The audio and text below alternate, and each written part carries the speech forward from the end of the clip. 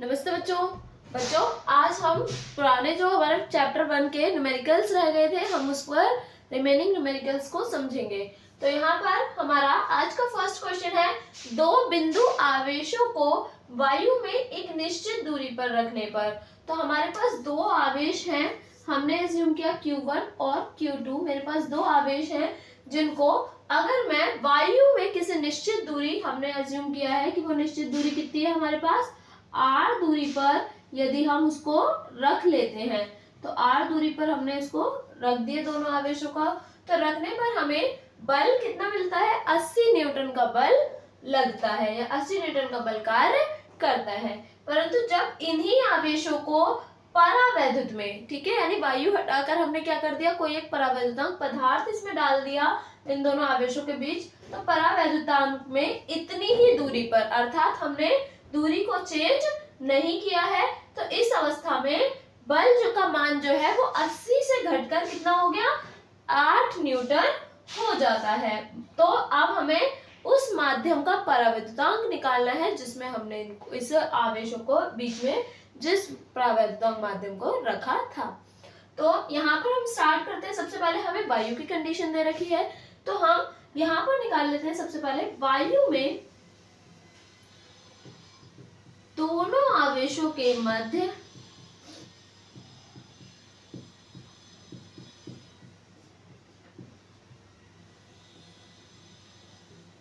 लगने वाला बल, अब जो हमारा वायु के केस में जो लगने वाला बल है उसको मैं F से प्रदर्शित करती हूँ, या आप F1 भी ले सकते हैं। तो यहाँ पर F बराबर न्यूटन कूलाम के नियम से होगा 1/4 पाई एप्सिलॉन नॉट, क्योंकि वायु है तो K आएगा नहीं, परावैद्युतांक पदार्थ नहीं आएगा। Q1 Q2 हमें आवेश Q1 और Q2 ही हमने मान रखे हैं, अपॉन में दोनों आवेशों के बीच की दूरी कितनी है, r, तो r का स्क्वायर, ये हमने कूलाम के नियम के आधार पर लिख लिया। अब हमें पता है कि पहली स्थिति में जो बल है वो कितना हो गया, 80 न्यूटन। तो F की जगह मैं क्या रख दूंगी यहाँ पर, 80 newton is equal to 1/4 pi epsilon not Q1 Q2 upon में r का स्क्वायर। इसको इक्वेशन 1 बना लेते हैं। अब हम नेक्स्ट कंडीशन पे चलते हैं, जब हमने परावैद्युत में इनको रखा। तो यहाँ पर हम परावैद्युत पदार्थ में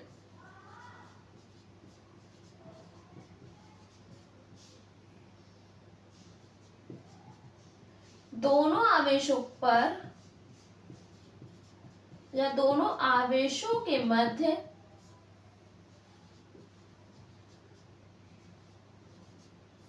लगने वाला बल, अब हम इस बल को किसी और नाम से रखेंगे। जैसे मैंने ऊपर F रखा है तो हम यहाँ पर F डैश रख सकते हैं, या फिर F1 और F2 भी रख सकते हैं।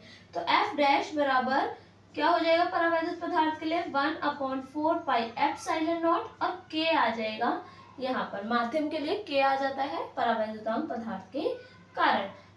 हमने देखा कि आवेश भी सेम है और दूरी भी उतनी ही है, यानी दूरी में भी कोई परिवर्तन नहीं हुआ। तो ये वाली टर्म मेरी क्या आ जाएगी, Q1 Q2 अपॉन में r का स्क्वायर एज इट इज। परंतु हमने देखा कि दूसरी स्थिति में जो बल का मान है वो 8 न्यूटन हो जाता है। तो यहाँ पर F डैश को हम क्या ले लेंगे, 8। तो यहाँ पर 8 is equal to 1/4 pi epsilon not K Q1 Q2 upon में r का स्क्वायर। इसको बनाते हैं इक्वेशन 2। हमारे पास F1 और F2 दोनों ही स्थितियां आ गई हैं। अब हमें क्या करना पड़ेगा, इनकी तुलना करनी पड़ेगी, जिसके द्वारा हमें K का मान प्राप्त होगा। तो यहाँ पर हम समीकरण 1 और 2 से तुलना कर लेते हैं।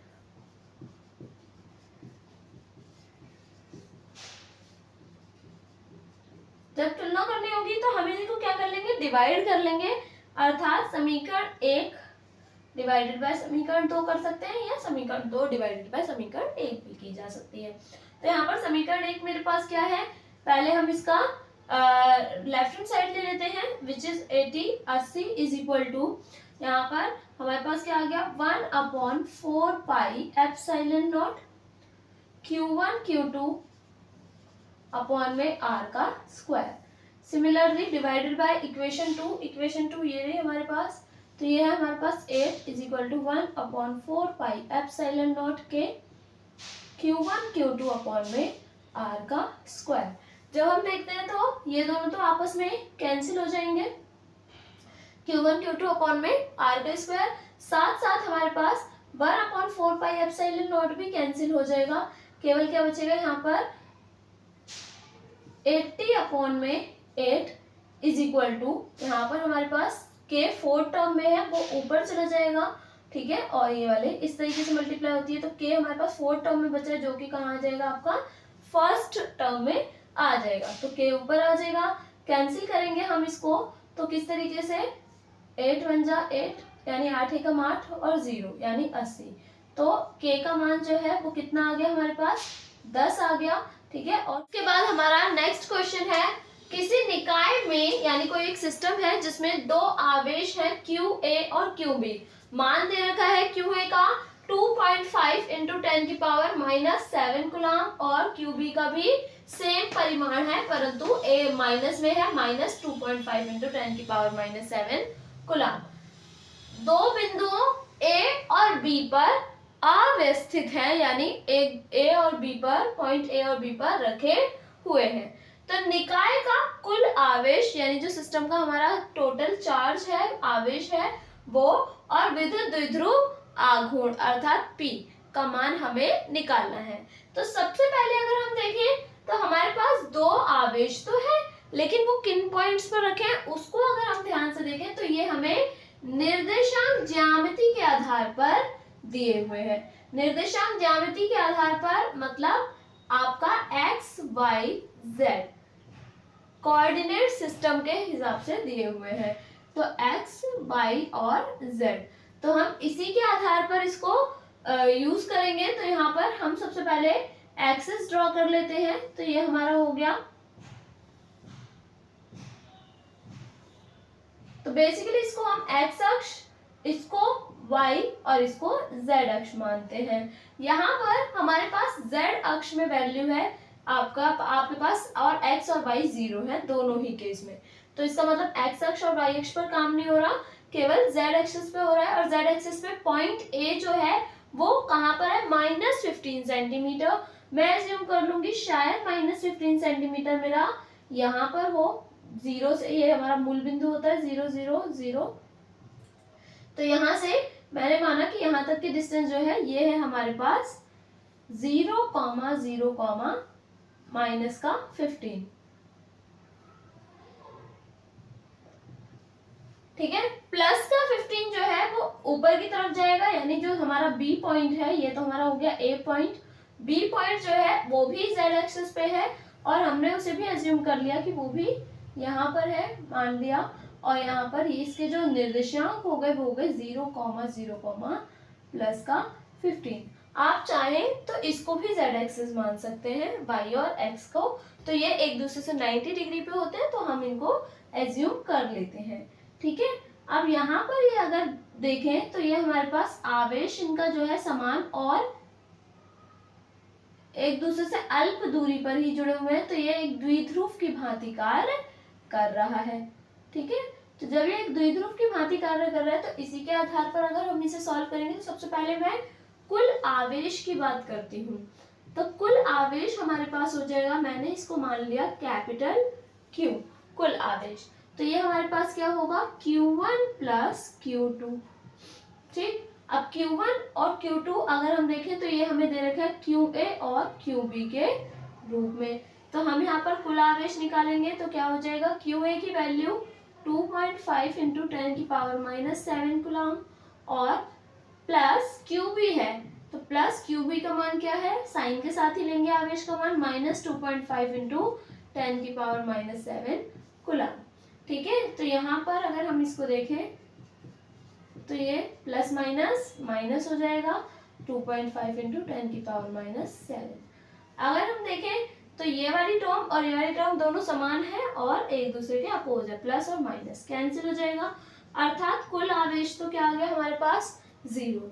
अब आते हैं हम द्विध्रुव आघूर्ण पर यानी P का मान अब हम निकालेंगे, तो यहाँ पर P के मान के लिए आपको पता है द्विध्रुव की अगर कंडीशन देखें तो द्विध्रुव के लिए P बराबर होता है Q इंटू में 2L, अर्थात विद्युत द्विध्रुव का कोई एक आवेश तथा द्विध्रुव की कुल लंबाई के गुणनफल को हम विद्युत द्विध्रुव आघूर्ण कहते हैं। तो यहाँ पर मेरे पास Q का मान दोनों सेम ही मान है, कोई सा भी एक रख लेते हैं। मैंने पॉजिटिव वाला रख लिया 2.5 इंटू 10 की पावर -7 और 2L यानी जो टोटल लंबाई है द्विध्रुव की। तो द्विध्रुव कहाँ से स्टार्ट हुआ है? A पॉइंट से B पॉइंट तक।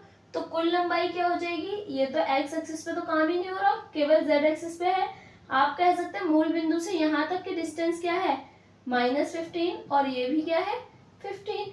लेकिन मोस्ट ऑफ द केसेस में बच्चे प्लस माइनस जो है वो करते हुए इसे भी 0 कर देते हैं। तो ऐसी गलती नहीं करनी हमें। हमें पता है दूरी जो है वो नेगेटिव में बेसिकली हम उसको नहीं लेते। तो 15 यहाँ तक दूरी है, 15 और 15 ही यहाँ पर है, तो दोनों क्या हो जाएंगी? ऐड। इसका मतलब है 2L की जो वैल्यू है वो कितनी आ जाएगी हमारे पास? 30 सेंटीमीटर। ठीक है, तो यहाँ पर हम 2L की लंबाई को कितना लिखेंगे? 30 सेंटीमीटर यूज कर लेंगे। ठीक है, आप चाहें तो इसे मीटर में भी लिख सकते हैं। तो 30 गुणा 10 की घात -2 मीटर हो जाएगा। ठीक है, हम इसको सॉल्व करेंगे तो 3 5 जा 15, 3 2 जा 6 और 1 7। ठीक है, तो ये आ जाएगा मेरा 750। ठीक है, इंटू 10 की पावर -7 और -2 माइनस माइनस प्लस होते हैं, साइन माइनस का आएगा। तो यहाँ पर ये आ जाएगा पॉइंट। अगर हम देखें तो इसके एक पॉइंट के बाद हमारे पास एक डिजिट के बाद पॉइंट है, तो हम यहाँ पर पॉइंट भी लगा देंगे। तो ये टर्म मेरे पास हो जाएगी 75 इंटू 10 की पावर -9। P का अगर मैं मात्रक देखूं तो P का मात्रक होता है कूलाम इंटू मीटर। इस तरीके। इसके बाद हमारा नेक्स्ट क्वेश्चन है, एक 92 यूरेनियम 238 परमाणु अल्फा कण उत्सर्जित करता है। यदि किसी क्षण अल्फा कण विघटित परमाणु के केंद्र से 9.0 गुणा 10 की घात -15 मीटर की दूरी पर हो तो अल्फा कण पर कितना बल कार्यरत होगा? तो यहाँ पर सबसे पहले हमें जो क्वेश्चन दे रखा है वो दे रखा है 92 यूरेनियम 238 का एक हमारा नाभिक। तो मैंने यहाँ पर एक नाभिक लिया जो किसका है? यूरेनियम का, यानी 92 यूरेनियम 238, अर्थात इसका परमाणु क्रमांक 92 और इसका परमाणु द्रव्यमान 238 है। ठीक है, इस नाभिक से इस यूरेनियम परमाणु के नाभिक जो है वो अल्फा कण उत्सर्जित करता है। तो ये क्या कर रहा है? अल्फा कण को निकाल रहा है। मैंने अज्यूम किया ये रहा मेरा अल्फा कण जो कि इससे विघटित हुआ है। ठीक है, अल्फा कण विघटित करने पर, और ये अल्फा कण जो विघटित हुआ है वो परमाणु के केंद्र से, यानी यूरेनियम के केंद्र O से ये कितनी दूरी पर है हमारे पास? 9.0 गुणा 10 की घात -15 मीटर की दूरी पर स्थित है। ठीक है, जो हमारा अल्फा कण उत्सर्जित हुआ। तो अल्फा कण पर यानी इस पर कितना बल लगेगा? तो सबसे पहले अगर हम देखें तो अल्फा कण जो है वो हीलियम का नाभिक होता है।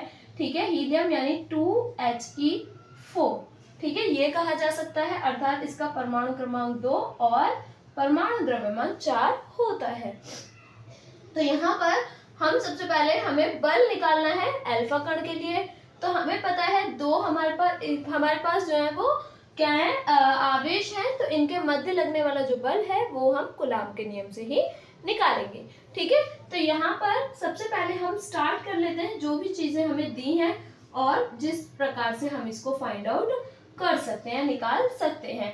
तो हमें बेसिकली आर की दूरी तो दे रखी है, यानी दूरी तो हमें दे रखी है, वो है 9.0 गुणा 10 की घात -15 मीटर।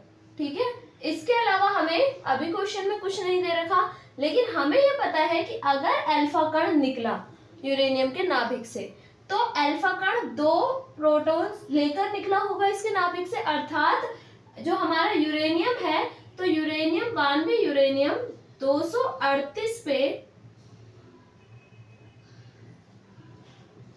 अल्फा कण विघटित होने के पश्चात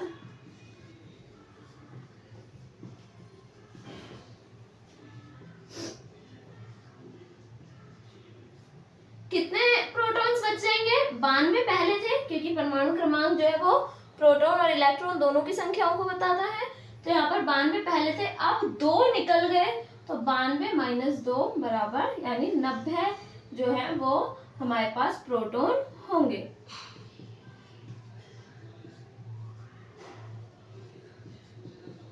तो इसका अर्थ यह है कि मेरे पास एक आवेश होगा यहाँ पर Q1 और एक आवेश होगा जो कि अल्फा कण पर होगा विच इज Q2।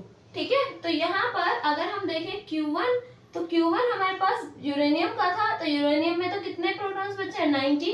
तो ये क्या हो जाएगा? 90 गुणा मूल आवेश से इसकी गुणा कर देंगे। ठीक है, आवेश निकाल रहे हैं क्योंकि 1.6 इंटू 10 की पावर -19 कूलम। तो ये तो आ गया मेरा क्या? Q1। इसी प्रकार से अगर हम Q2 देखें तो Q2 अल्फा कण के लिए है। अल्फा कण पर हमने कहा कितने प्रोटॉन्स या वो आपके इलेक्ट्रॉन्स होंगे? 2। ठीक है, और इनकी भी गुणा किससे करेंगे? मूल आवेश से, यानी 1.6 इंटू 10 की पावर -19 कूलम से। ठीक है, तो यहाँ पर Q1 Q2 भी आ गए और हमारे पास R की दूरी दे रखी है, तो हम कूलम का नियम लगा सकते हैं बल के लिए। तो कूलम के नियम अनुसार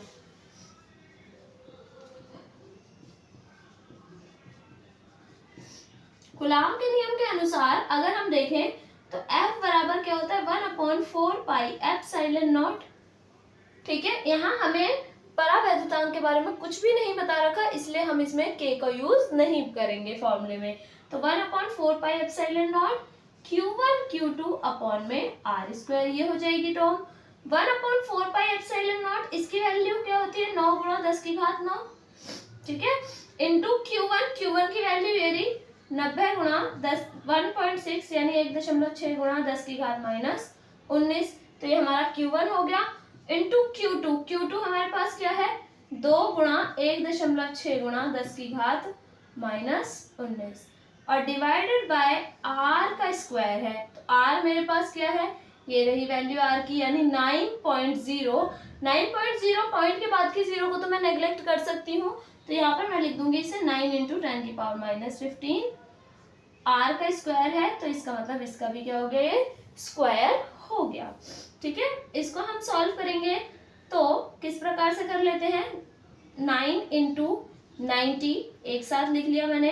1.6 और 1.6 को अगर हम मल्टीप्लाई करें तो कैसे हो जाएगा? 1.6 इंटू 1.6, 16 6 16 छः 96, 9 कैरी आ जाएगा 1 के ऊपर, और 16 एकम 16 और 9 25। ठीक है, और कितने के बाद पॉइंट लगेगा? 1 2, यानी 2.56 आ जाएगा। तो ये हमारा 1.6 और 1.6 को मल्टीप्लाई आ गया 2.56 इंटू में बचा हमारे पास 2 इंटू 10 की पावर -19 और -19, तो माइनस माइनस प्लस साइन क्या आ जाएगा? माइनस का, तो ये हो जाएंगे 38 और साथ में ये प्लस का 9 भी है। डिवाइडेड बाय यहाँ पर हमारे पास 9 इंटू 10 की पावर -15 का स्क्वायर है, अर्थात 9 का स्क्वायर 9 इंटू 9 15 का स्क्वायर है -15 का। तो चाहो तो 10 की पावर -15 इंटू 10 की पावर -15 लिख सकते हैं। डायरेक्ट हम जोड़ देंगे 15 दूनी 30, तो घातें कितनी हो जाएंगी? 30 हो जाएंगी हमारे पास 15 का स्क्वायर करने पर। 9 से 9 कैंसिल, ये वाले 9 से भी ये 9 जाएगा कितनी बार में? 10 टाइम्स में। ठीक है, तो यहाँ पर हमारे पास बचेगा, अगर हम इसकी मल्टीप्लाई इससे कर देते हैं तो एक पॉइंट शिफ्ट हो जाएगा, यानी 25.6 गुणा 2 गुणा 10 की घात 38 और 9, प्लस माइनस हो रहे हैं यहाँ पर। तो आप अगर देखें तो 38 में से 9 जाएगा।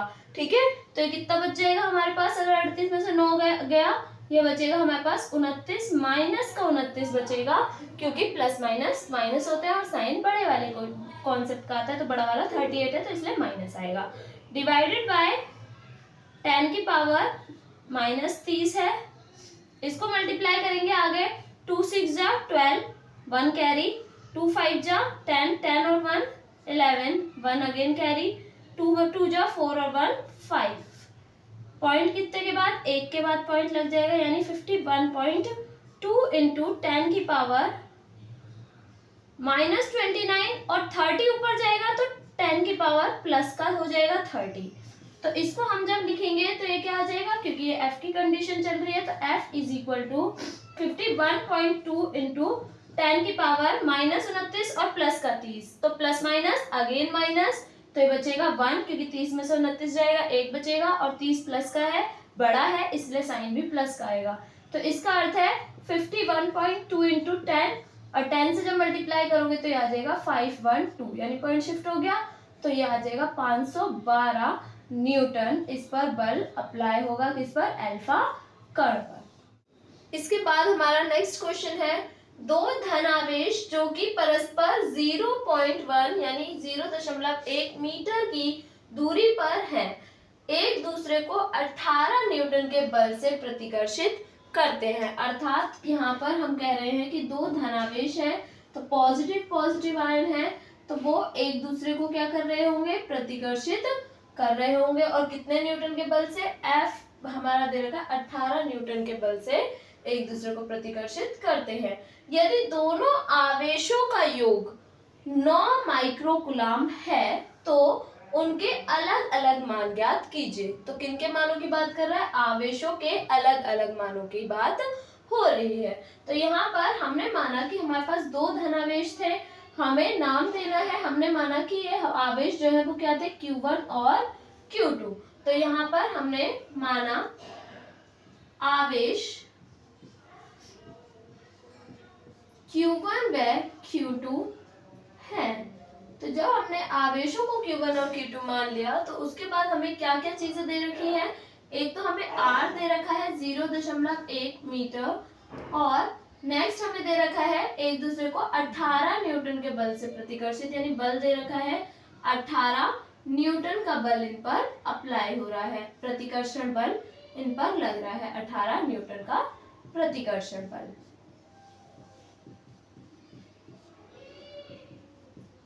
अब हमें दोनों आवेशों का योग दे रखा है, अर्थात Q1 प्लस Q2, दोनों आवेशों का योग हमें दे रखा है कितना, 9 माइक्रोकुलाम। तो माइक्रोकुलाम से कुलाम में कन्वर्ट करेंगे तो 10 की घात -6 कुलाम हो जाएगा। तो ये हमारा Q1 प्लस Q2 की वैल्यू दे रखी है। हमें निकालनी क्या है, Q1 और Q2 की सेपरेट वैल्यू हमें निकालनी है।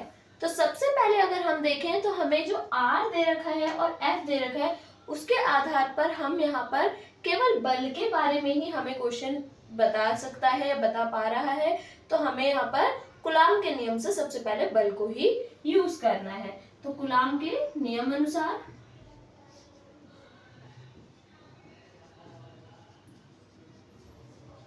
हमें पता है, कुलाम के नियम के अनुसार F बराबर 1/4 pi epsilon not Q1 Q2 upon में R स्क्वायर आएगा। ठीक है, यहाँ पर मुझे F और R दे रखा है, 1/4 पाई एप्सिलॉन नॉट की वैल्यू मुझे मालूम होती है, तो यहाँ से एटलीस्ट हम Q1 Q2 की वैल्यू जो है वो मल्टीप्लिकेशन वैल्यू निकाल सकते हैं।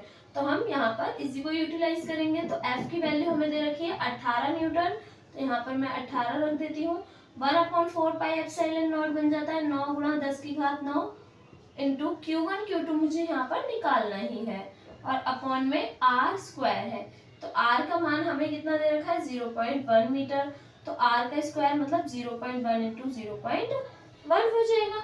यहाँ से 9 से इसे कैंसिल कर लेंगे तो 9 दूनी 18 होता है 2, और ये जो हमारे पास 0.1 है वे क्रॉस मल्टीप्लाई के थ्रू इधर चले जाएंगे 2 के पास, तो 2 into 0.1 into 0.1 is equal to, यहाँ पर क्या बचेगा मेरे पास, 10 की पावर 9 Q1 Q2। यहाँ पर अगर हम इसको पॉइंट हटा दें तो ये बच जाएगा 10 की पावर 2, 1 और 2, ठीक है, यानी 100 या फिर 10 की पावर 2 लिख सकते हैं। तो यहाँ पर बनेगा हमारे पास 2 1, ये तो 1 1 जा 1 ही हो गया, फिर ये वाली चीज तो हमारी हट ही गई, तो 2 अपॉन में 10 की पावर 2 है, और 10 की पावर 9 को भी इधर शिफ्ट कर लेते हैं क्योंकि Q1 Q2 की वैल्यू फाइंड आउट करनी है, तो 10 की पावर 9 आ जाएगा इधर। ठीक है, तो Q1 Q2 अगर हम देखें तो Q1 Q2 का मान जो है वो कितना आ जाएगा, 2 और 9 प्लस 2 11 होगा, 10 की पावर 11 को ऊपर लेकर जाएंगे तो 10 की पावर -11, तो Q1 Q2 का मान 2 इंटू 10⁻11 हो जाएगा। कुलाम स्क्वायर लिखेंगे क्योंकि Q1 का कुलाम और Q2 का कुलाम मल्टीप्लाई कर रहे हैं तो कुलाम का स्क्वायर हो जाएगा यहाँ पर। ठीक है, इसको मैं एक और टर्म लिख सकती हूँ, इसको मैं यहाँ पर 20 लिख सकती हूँ, यानी एक 10 यहाँ पर इंक्रीज कर रही हूँ तो ये हमारा हो जाएगा माइनस का 12। ठीक है, यानी यहाँ पर हमने 10 का यूज किया हुआ है तो यहाँ पर 10 से गुणा और भाग कर दी तो भाग करने पे 10⁻12 हो गया पावर में और ये हो गया 20। तो ये आ गया मेरा Q1 और Q2 की मल्टीप्लिकेशन वैल्यू। अब इसके बाद हमारे पास मल्टीप्लिकेशन वैल्यू तो आ गई, अब हम जाएंगे अलजेब्रिक फॉर्मूले पे अर्थात बीजगणितीय मानों पर। तो बीजगणितीय फॉर्मूला हमारा एक होता है किसका, Q1 माइनस Q2 का होल स्क्वायर। मैं इसको लिख सकती हूँ क्योंकि मुझे Q1 माइनस Q2 का होल स्क्वायर इस तरीके से खोलना है कि मेरे पास जो वैल्यू गिवन है यानी Q1 प्लस Q2 की जो वैल्यू मेरे पास गिवन है वो भी आ जाए इसी फॉर्मूले के अंतर्गत और साथ में Q1 और इनटू में Q2 यानी जो मान मैंने निकाला है उसका भी यूज आ जाए। तो हम इसका एक फॉर्मूला जो कि होता है हमारा अलजेब्रा में Q1 माइनस Q2 का whole square is equal to, ये हो जाएगा हमारे पास Q1 प्लस Q2 का होल स्क्वायर और माइनस 4Q1 Q2, या सिंपली हम कह सकते हैं a माइनस बी का whole square is equal to a plus B का होल स्क्वायर माइनस 4ab। ठीक है, तो यहाँ पर a और b की जगह Q1 और Q2 की वैल्यू है। तो यहाँ पर अब हम Q1 और Q2 के मान निकाल लेते हैं। यहाँ पर Q1 माइनस Q2 का मान अगर हम निकालेंगे तो इसका whole square is equal to Q1 plus Q2 का, तो Q1 प्लस Q2 ये रहा मेरे पास, वैल्यू दे रखी है मुझे Q1 प्लस Q2 की। तो ये ऑफिशियल मेरे को पूरी वैल्यू मिली हुई है जो कि है 9 गुणा 10 की घात माइनस का 6 और इसका क्या कर रखा है हमें स्क्वायर, Q1 प्लस Q2 का स्क्वायर है तो Q1 प्लस Q2 का whole square minus 4 into Q1 into Q2 की वैल्यू हमें सेपरेट यहाँ पर दे रखी है जो कि है 20 गुणा 10 की घात माइनस 12 कुलाम। ठीक है, तो यहाँ पर हम इसको निकाल लेते हैं तो ये हो जाएगा 9 का स्क्वायर क्या हो जाएगा 81, 9 9 जा 81 यानी 9 81 और गुणा 10 की घात माइनस 6 गुणा 2 तो ये क्या हो जाएगा 6 दूनी 12 यानी माइनस का 12। इसी तरीके से माइनस 4 दूनी 8, ठीक है, यानी ये हो गया मेरा 80 या 20 चौके 80 हो जाएगा 24 जा 80 इंटू 10 की पावर माइनस 12। अब हमें यहाँ पर मैंने इसको जो 20 बनाया था वो भी रीजन यही था कि इसको माइनस 12 की कंडीशन बनानी थी। इफ अगर आप बाई चांस यहाँ पर भूल गए हैं, यहाँ पर नहीं ध्यान दिया तो हम यहाँ पर आकर भी उसको पावर को बैलेंस करने के लिए जिससे कि इजी कैलकुलेशन हो जाए कॉमन निकालने के पर्पज से हम यहाँ पर भी कर सकते थे। ठीक है, तो यहाँ पर हम 10 की पावर माइनस 12 को कॉमन ले लेंगे तो अंदर बचेगा 81 माइनस 80। तो यहाँ पर 81 में से 80 गया 1 बचा तो 1 इंटू 10 की पावर माइनस 12 किसकी वैल्यू आ गई Q1 माइनस Q2 की वैल्यू आ गई, इसके स्क्वायर की सॉरी। तो यहाँ पर हमें Q1 माइनस Q2 का मान निकालना है तो अगर हम इसका मान निकालेंगे तो स्क्वायर हटाएंगे अंडर रूट आ जाएगा 1 इंटू 10 की पावर माइनस 12। अब अंडर रूट से 1 को बाहर निकालने के लिए तो कोई इशू नहीं है, 1 ही होता है। 10 की पावर माइनस 12 हो जाएगा। अगर मैं इसको देखूं 10 की पावर माइनस 12 को हम 10 की पावर माइनस 6 की पावर 2 लिख सकते हैं तो पावर 2 जो है अंडर रूट को काट देगी अर्थात 1 इंटू 10 की पावर माइनस 6 हमारे पास हो जाएगा Q1 माइनस Q2। इतने कुलाम आ गया हमारे पास कंडीशन में। तो यहाँ पर हमारे पास Q1 प्लस Q2 भी है। Q1 प्लस Q2 हमें दे रखा था यानी 9 गुणा 10 की घात माइनस 6। ठीक है, तो ये इक्वेशन 1 हो गई, ये इक्वेशन 2 हो गई। अब हम मैथमेटिक्स में जैसे हम द्विघात समीकरण या अलजेब्रिक एक्सप्रेशन को सॉल्व करते थे तो यहाँ पर हम उसी का यूज करेंगे। विलोपन विधि के आधार पर अगर हम देखें तो मैं समीकरण 1 और 2 को ऐड कर लेती हूँ सबसे पहले। तो अगर हम एडिशन करते हैं तो समीकरण 1 क्या है Q1 माइनस Q2 है हमारे पास 1 इंटू 10 की पावर माइनस 6। ठीक है, और आपका Q2 हम सेकेंड इक्वेशन जो है वो हमारी Q1 प्लस Q2 है तो ये हो जाएगा 9 इंटू 10 की पावर माइनस 6 इसको अगर मैं ऐड करती हूँ तो एडिशन में साइन चेंज नहीं होते, आप चाहे तो माइनस भी कर सकते हैं। तो यहाँ पर ऐड करने पे तो Q2 का मान आए, Q1 का मान निकलेगा, और यदि आप इसे माइनस करेंगे तो Q1 कैंसिल हो जाएंगे, जिसकी वजह से Q2 का मान निकल सकता है। तो वो तो हमें कोई एक मान पहले निकालना है, चाहे वो Q1 का हो चाहे वो Q2 का हो। तो यहाँ पर Q1 प्लस Q2 2Q1 हो गया, ठीक है, Q1 प्लस Q1 सॉरी। तो यहाँ पर Q1 और Q1 दोनों मिलकर क्या हो गए 2Q1 इज इक्वल टू, इन दोनों को भी ऐड करना है तो 10 की पावर माइनस 6 कॉमन, 1 प्लस 9 यानी 10। तो इसको मैं लिख सकती हूँ 10 इंटू 10 की पावर माइनस 6। तो यहाँ पर 2Q1 है, 2 से कैंसिल कर लो, 2 5 जा 10। तो Q1 की वैल्यू आ गई 5 गुणा 10 की घात माइनस 6, या हम 5 माइक्रो कुलाम कह सकते हैं Q1 की वैल्यू को। चाहे तो 5 गुणा 10 की घात माइनस 6 कुलाम, चाहे 5 माइक्रो कुलाम। इसके बाद हमें Q2 की वैल्यू निकालने के लिए Q1 का ही मान पुट करना होगा। Q1 का मान यहाँ पर 5 माइक्रो कुलाम आ गया, चाहे तो हम कुलाम में 5 गुणा 10 की घात माइनस 6 कुलाम ले सकते हैं। अब यहाँ पर आप चाहें तो समीकरण 1 और 2 को माइनस कर दें, तो फिर से आपका आंसर आपका Q2 की वैल्यू आ जाएगी। लेकिन यदि आप चाहें तो Q1 की वैल्यू दोनों समीकरणों में से किसी भी एक समीकरण में रख सकते हैं। तो यहाँ पर मैं समीकरण 1 में रख देती हूँ, जो भी मेरी वैल्यू निकली है तो उसको हम रख कर देख लेते हैं सबसे पहले।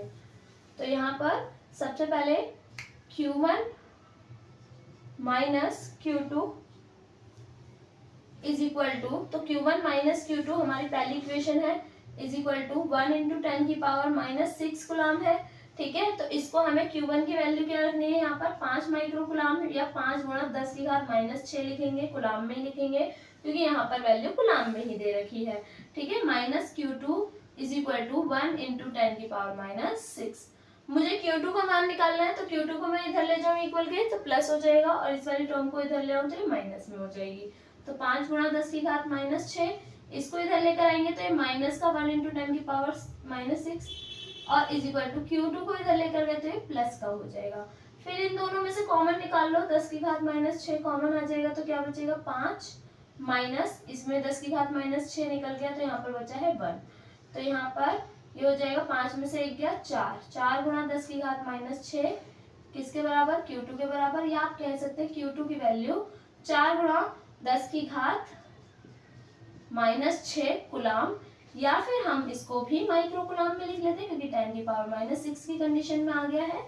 तो इसको हम Q2 की वैल्यू 4 माइक्रो कुलाम भी लिख सकते हैं। तो इस तरीके से हम दोनों ही आवेशों के अलग अलग मान को भी निकाल सकते हैं।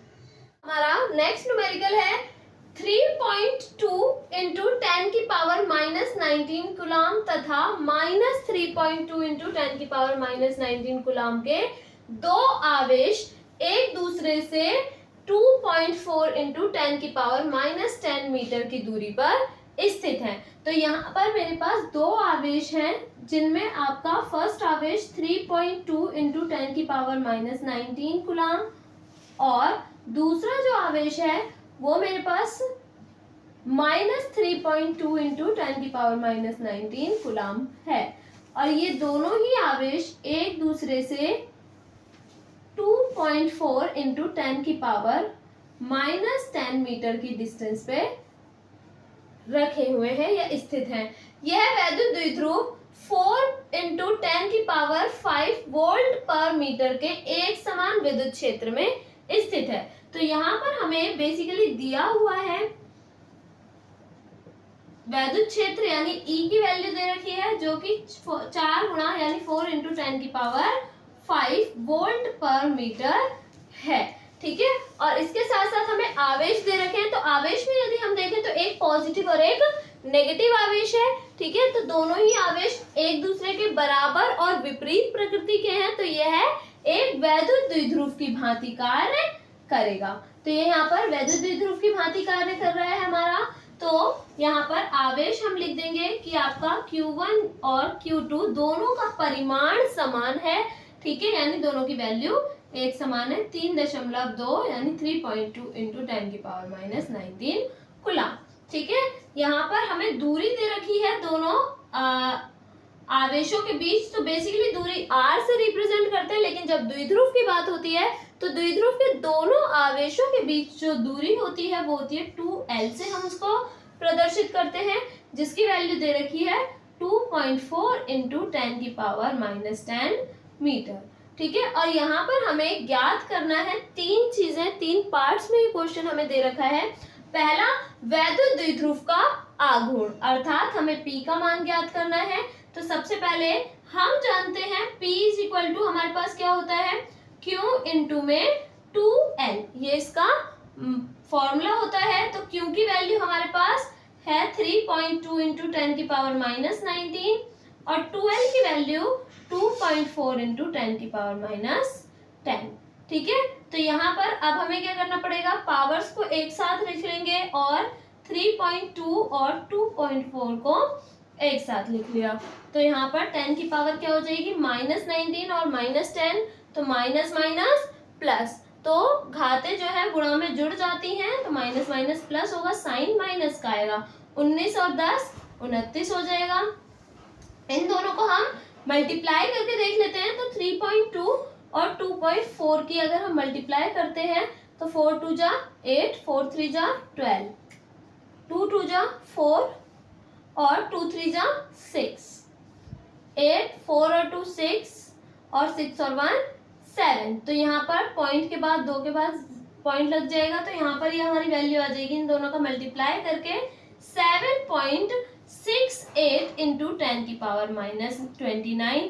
तो यहाँ पर P है, P का जो मात्रक होगा वो क्या हो जाएगा मेरे पास, कूलाम इंटू में मीटर। तो यहाँ पर ये कूलाम इंटू में मीटर आ जाएगा। बाद पार्ट 2 हम समझेंगे इसका, विद्युत द्विध्रुव को साम्यावस्था से, साम्यावस्था अर्थात इसकी जो बैलेंस कंडीशन थी उससे 180 डिग्री घुमाने में किया गया कार्य या आवश्यक कार्य। तो हमें पता है कि विद्युत द्विध्रुव को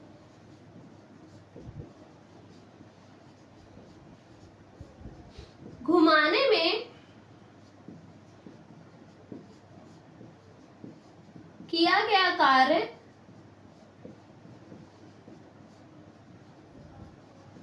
जो फॉर्मूला होता है कार्य का वो होता है W बराबर PE ब्रैकेट में 1 माइनस कॉस थीटा। तो यहाँ पर हमें क्वेश्चन कह रहा है कि हमें 180 डिग्री घुमाना है, अर्थात हमें थीटा का मान जो है वो कितना लेना होगा, 180 डिग्री लेना होगा। तो W इज इक्वल टू क्या हो जाएगा, PE 1 minus cos 180 degree. Cos 180 यानी कॉस 180 जो वैल्यू होती है कॉस 180 की वो होती है माइनस का 1।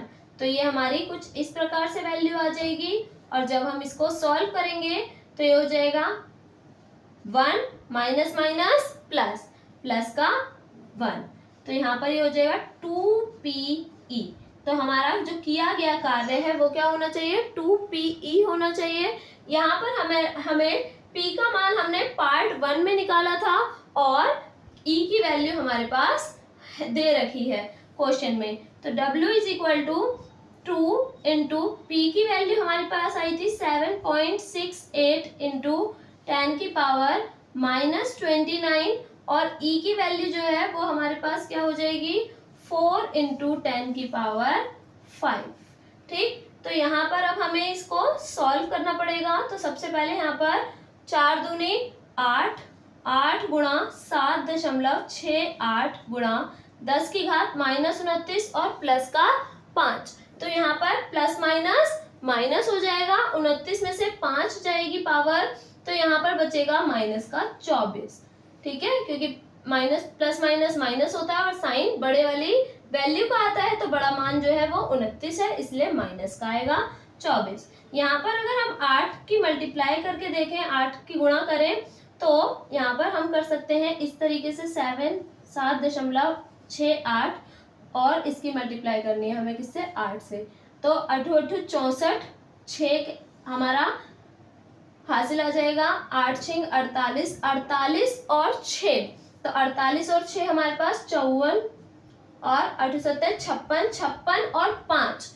ठीक है, तो 56 और 5 61 आ जाएगा। तो यहाँ पर पॉइंट यानी 61.44 इंटू 10 की पावर -24 जूल। यहाँ पर हम इसको कार्य निकाल रहे हैं, तो यहाँ पर मैं इसको जूल में वैल्यू रख सकती हूँ, ठीक है। और अगर हम चाहें तो इसको पॉइंट को यहाँ पर शिफ्ट करके और पावर को भी कंडीशंस को चेंज करके कर सकते हैं।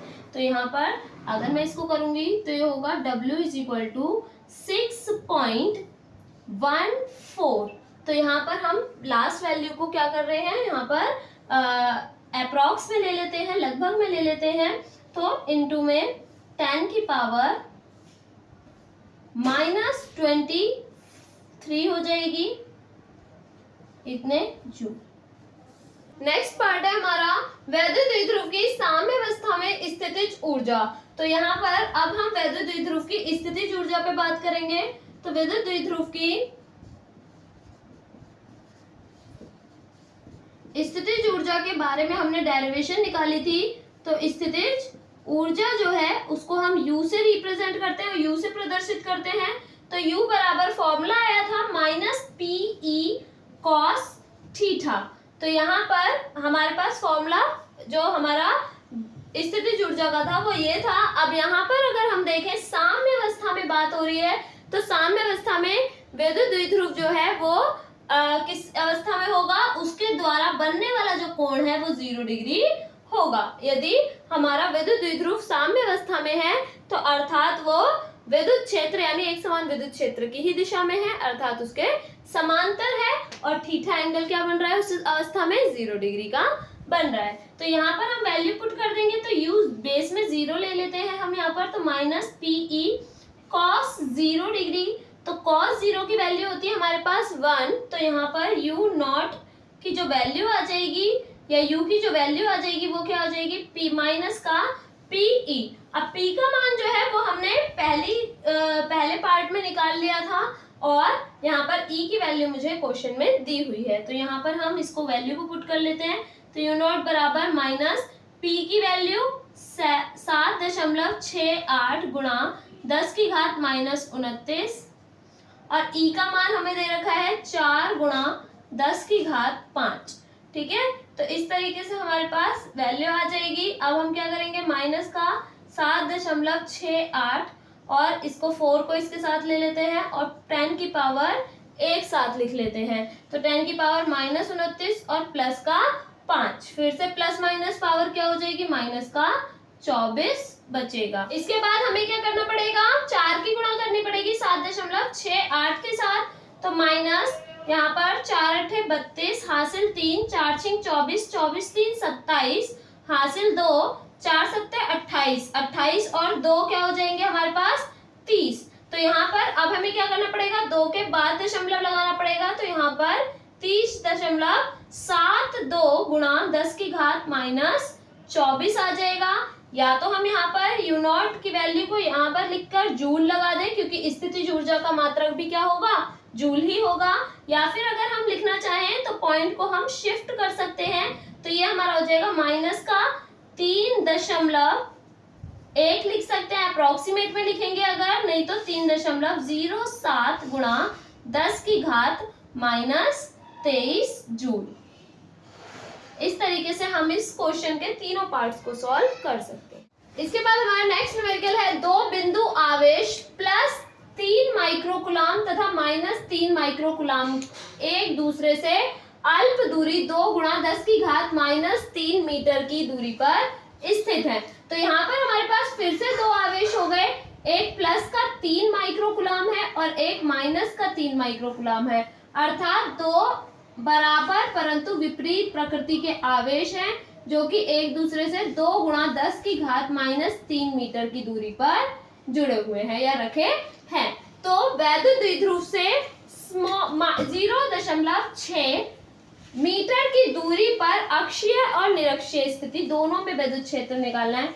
तो सबसे पहले अगर मैं अक्षीय स्थिति में देखूं तो इसका अर्थ है कि यहाँ पर विद्युत द्विध्रुव से अगर हम ले रहे हैं तो विद्युत द्विध्रुव के मध्य बिंदु से लेंगे, कितनी दूरी पर, 0.6 मीटर की दूरी पर कोई बिंदु P स्थित था। यहाँ पर हम इस पॉइंट पे हम अक्षीय स्थिति में विद्युत क्षेत्र निकालेंगे और इसी प्रकार से हम एक बार सेकंड पार्ट में निरक्षीय स्थिति में पॉइंट P मानेंगे जिसको भी हम मध्य बिंदु से r दूरी पर एज्यूम करेंगे। इसे भी हम r यानी 0.6, इसे भी हम 0.6 की फॉर्म में ही मानेंगे। तो यहाँ पर सबसे पहले देख लेते हैं हमें दिया क्या क्या है। तो दिया है आवेश दे रखे हैं हमें। आवेश का मैं परिमाण लिखूंगी केवल 3 माइक्रोकुलाम। माइक्रोकुलाम से कुलाम में जाएंगे तो 3 गुणा 10 की घात -6 कुलाम हो जाएगा। एक दूसरे से अल्प दूरी यानी दूरी हमें दे रखी है तो r दे रखा है। ये याद रखना कि जब यहाँ पर दूरी की बात आ रही है तो यहाँ एक दूसरे से अगर अल्प दूरी पर है, इसका मतलब यहाँ पर दूरी जो है वो द्विध्रुव की है, यानी आवेशों के मध्य दूरी है, जिसको हम यहाँ पर किसमें एज्यूम करेंगे, यानी वैद्युत द्विध्रुव की दूरी 2l, जिसको हम लिखते हैं 2 गुणा 10 की घात -3 मीटर। तो यहाँ पर जो हमारे पास सेकंड कंडीशन दे रखी है वो हमारे लिए r की दूरी है, यानी जो हमें अक्षीय स्थिति में दूरी है वो हमारे लिए क्या होगी अब दूरी r 0.6 मीटर। तो ये तो दोनों मीटर में ही है, यानी SI यूनिट में ही है, तो हम इसको परिवर्तित नहीं करेंगे। तो सबसे पहले अगर हम देखें तो वैद्युत द्विध्रुव के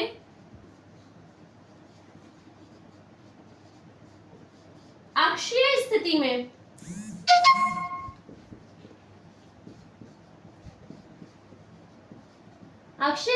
तीव्रता अगर हम देखें तो हम तीव्रता का व्यंजक हम निकाल चुके हैं।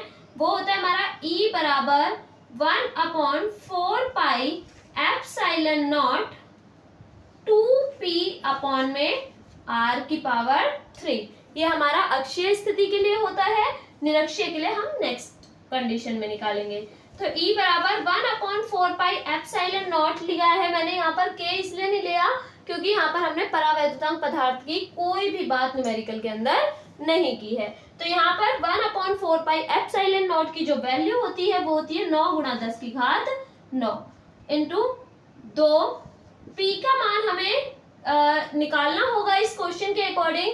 तो p हमारा क्या होता है q इंटू में 2l। तो q का मान हमारे पास है 3 गुणा 10 की घात -6 और 2l की वैल्यू हमें दे रखी है 2 गुणा 10 की घात -3। तो यहाँ पर अगर हम देखें तो 3 दूनी 6 गुणा 10 की घात -6 और -3 माइनस माइनस प्लस, गुणा में घातें जुड़ जाती हैं तो 10 की घात -9 आ जाएगा। तो ये हमारा p का मान आ गया कुलाम इंटू में मीटर। ठीक है, तो यहाँ पर हम p की वैल्यू क्या लिख लेंगे इसके बाद 6 गुणा 10 की घात -9 और डिवाइडेड बाय यहाँ पर r की क्यूब है। r का मान दे रखा है 0.6, तो यहाँ पर 0.6 की घात क्या हो जाएगी 3। तो अर्थात मैं 3 बार लिख सकती हूँ 0.6, 0.6 और 0.6। ठीक है, अगर मैं इसके पॉइंट्स को हटाती हूँ तो 1 2 3 डिजिट्स हो गई, यानी 10 की घात 3 लिख सकती हूँ या 1000। ठीक है, 10 की घात 3 या 1000 इसको कहा जा सकता है। तो ये आगे वाली जीरो जो है ये हट गई, यहाँ पर केवल 6 ही बचा, 6 बचा। तो यहाँ पर हम सबसे पहले यहाँ पर 6 से 6 काट लेते हैं, फिर यहाँ पर 2 एकम 2, 2 तिया 6, फिर 3 तिया 9 कर लेंगे और फिर से 3 दूनी 6। तो यहाँ पर हमारे पास जो टर्म बचेगी, सारी वैल्यूज तो हमारी कट हो गई, केवल पावर बची और 10 की घात 9 और 10 की घात -9 ये भी एक दूसरे को क्या कर लेंगी, कैंसिल कर लेंगी। तो यहाँ पर बचेगा हमारे पास 10 की घात 3 और डिवाइडेड बाय ये वैल्यू 1 हो गई, ये वैल्यू आपकी 1 हो गई, तो यहाँ पर केवल 2 बचा। तो यहाँ पर हम 10 की घात 3 को क्या लिख सकते हैं 1000, 1000 बटे 2। तो 1000 बटे 2 जब हम करेंगे इसको कैंसिल तो 2 पंजे 10 और 0 0, अर्थात जो वैद्युत क्षेत्र की जो तीव्रता है वो हमारी क्या आ जाएगी 500 वोल्ट प्रति मीटर या फिर न्यूटन प्रति कुलाम, आप इसकी यूनिट को यानी मात्रक को लिख सकते। इसके बाद हमारा नेक्स्ट जो टर्म है वो क्या है, हमारी निरक्षीय स्थिति में भी हमें विद्युत क्षेत्र की तीव्रता निकालनी थी। निरक्षीय स्थिति में मैंने माना कि इसके मध्य बिंदु से P यहाँ पर स्थित है, अर्थात यहाँ पे जो यहाँ से यहाँ तक की डिस्टेंस है वो हमारी क्या हो गई 0.6 मीटर। ठीक है, इस टाइप के क्वेश्चंस आ सकते हैं और वैल्यू हो सकता है मे बी आपको चेंज मिले। तो यहाँ पर अब निरक्षीय स्थिति में निकालनी है। निरक्षीय स्थिति में अगर हम देखें तो निरक्षीय स्थिति में, निरक्षीय को अनुप्रस्थ स्थिति भी कहते हैं, तो निरक्षीय स्थिति में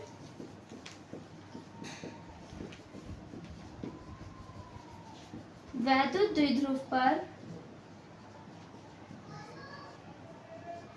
या वैद्युत द्विध्रुव के कारण तीव्रता या वैद्युत क्षेत्र की तीव्रता।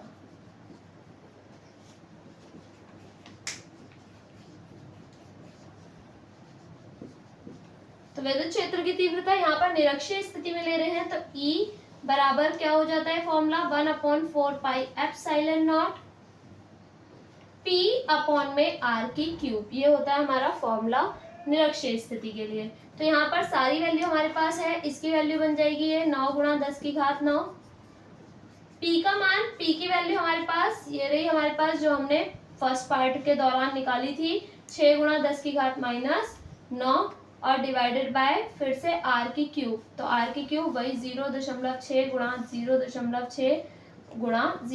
0.6 तो यहाँ पर जब हम दशमलव हटाएंगे तो यहाँ पर क्या हो जाएगा 1000 बन जाएगा या 10⁻³ यहाँ पर आ जाएगा।